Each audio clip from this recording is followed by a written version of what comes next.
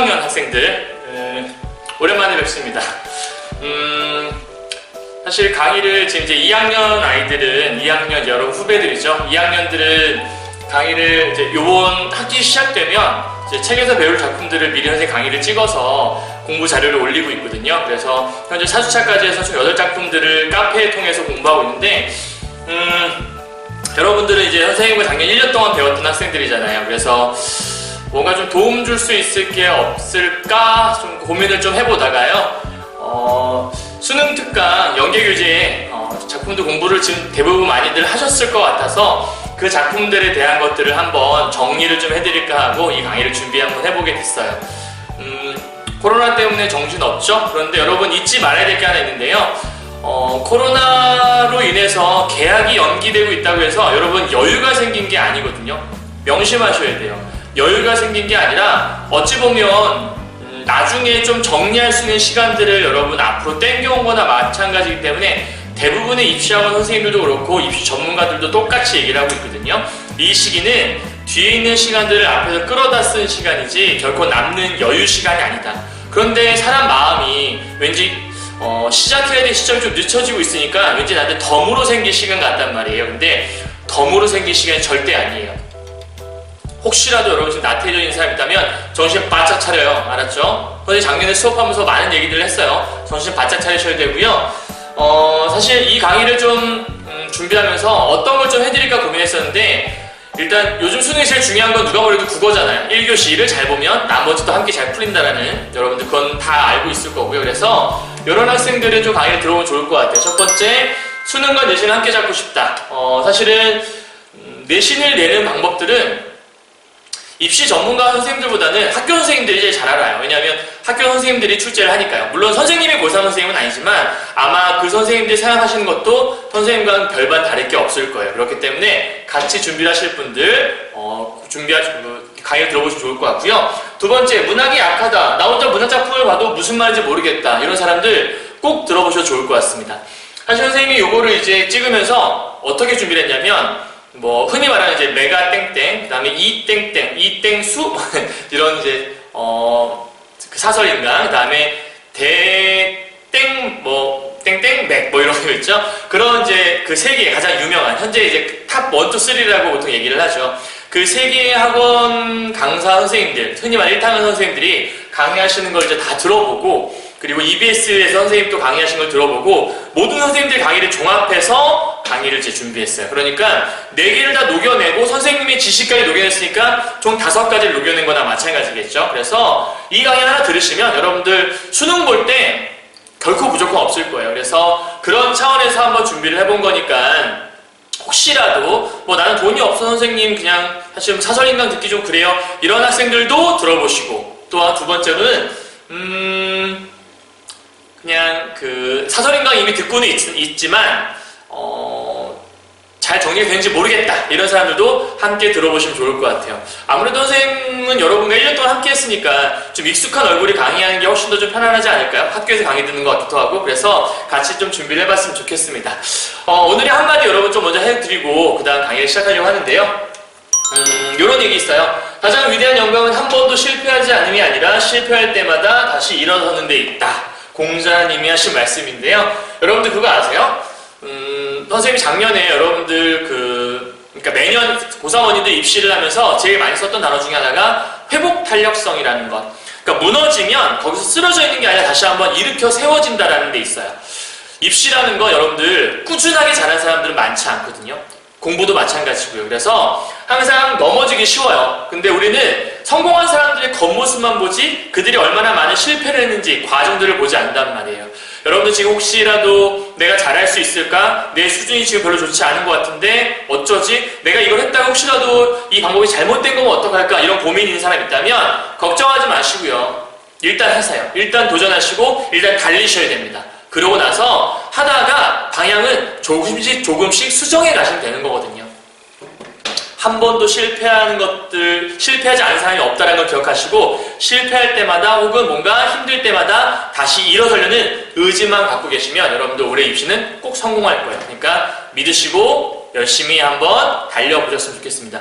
선생님이 본 우리 고3 경화여고 학생들 약하지 않아요.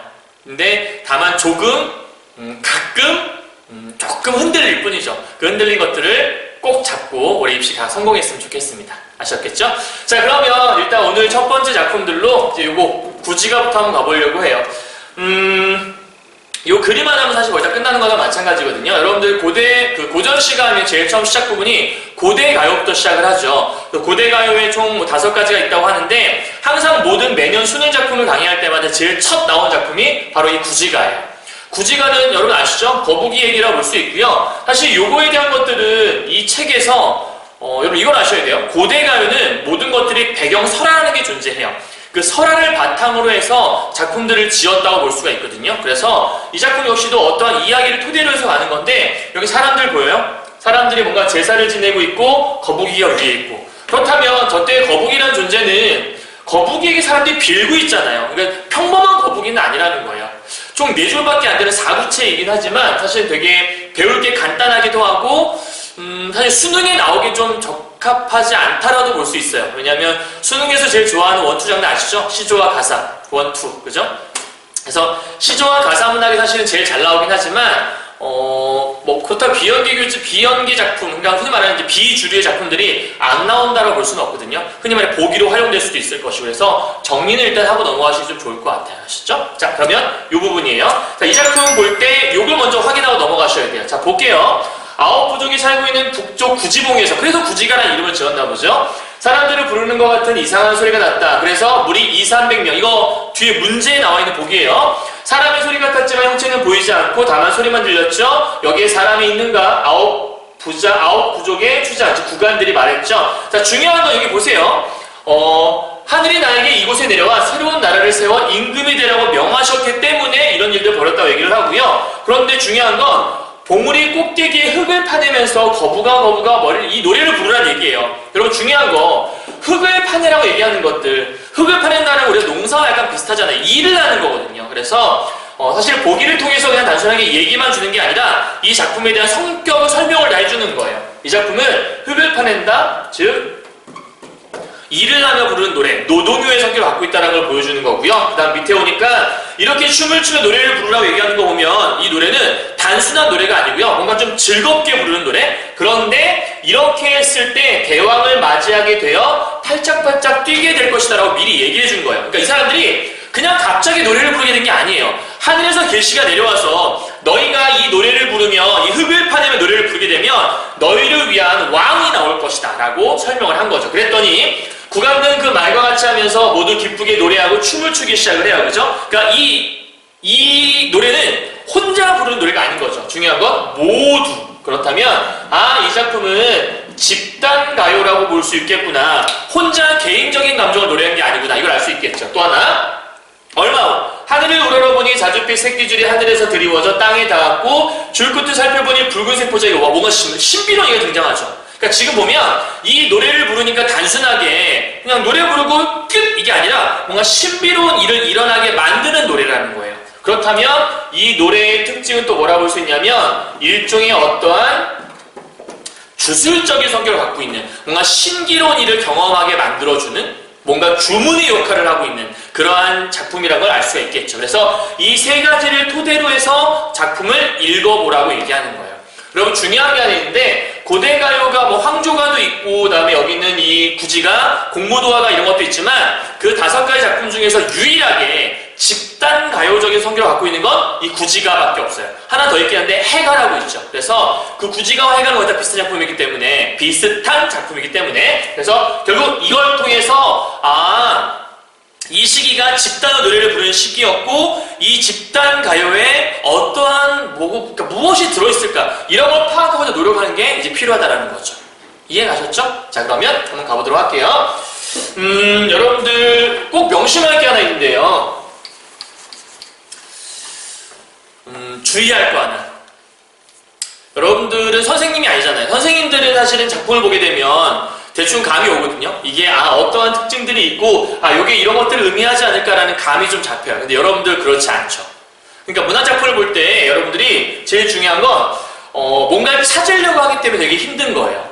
혼자 뭔가 자습서만큼 대단한 걸 찾아내려고 하니까요. 그런데 여러분들 여러분들은 선생님이 아니에요. 그렇다면 뭘 하는 게 중요한 거냐면 수능에서 수능 연계교재인 작품들이 다 나올까요? 다 안 나오잖아요. 그쵸?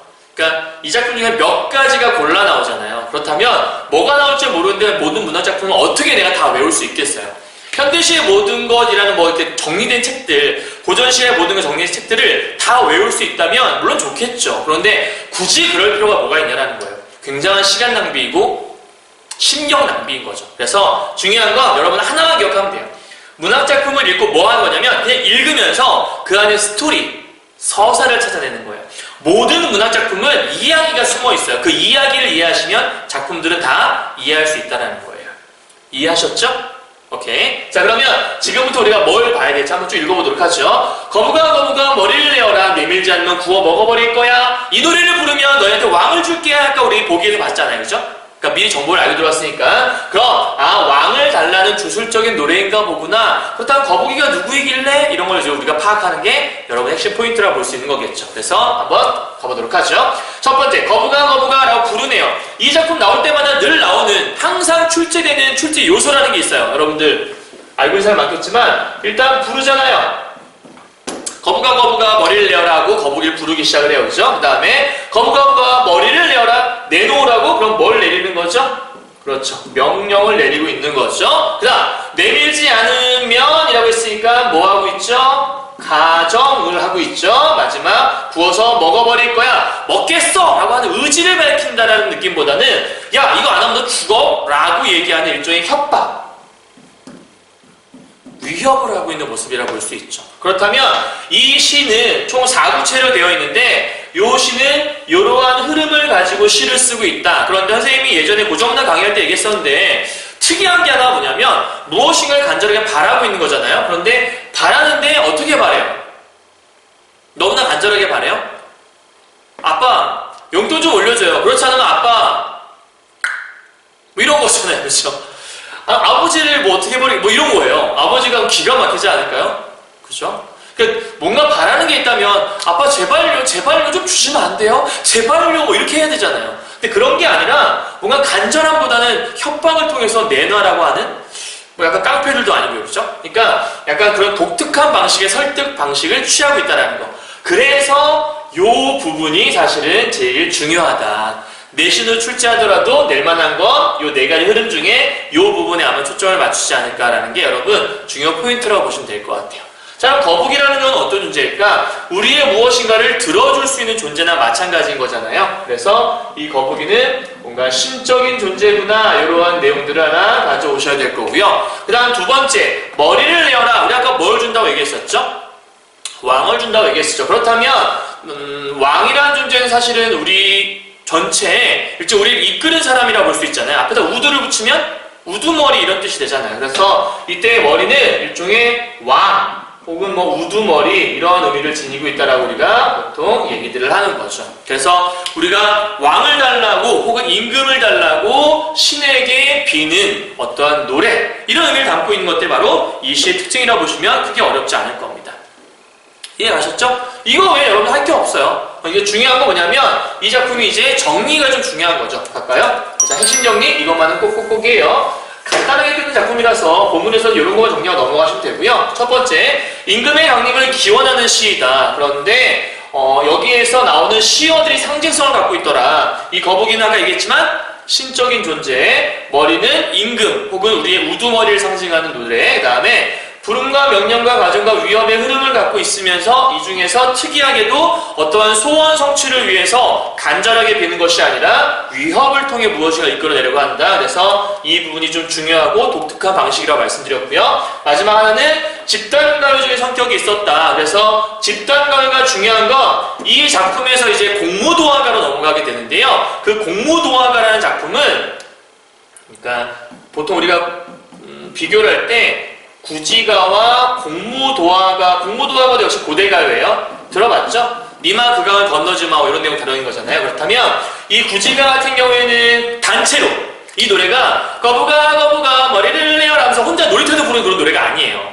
놀이터 두꺼워 이런 노래가 아니라 거북아 머리를 내어라 뭐 이렇게 부르는 거예요. 다 같이 쿵쾅 땅을 찍으면서 이해가요? 그러니까 이 구지가는 집단적인 그런 노래를 볼 수 있는 거고요. 여기 우리가 다른 말로 집단가요라고 부르는 거고, 이 공무도화가의 특징은 이미 자기 사랑하는 님이 술에 취해서 강을 건너가려고 할 때 강을 건너지 마세요라고 하는 거예요. 근데 그럴 때 모든 사람들이 다 같이 구경 나가고 어머 저 부부 헤어진다.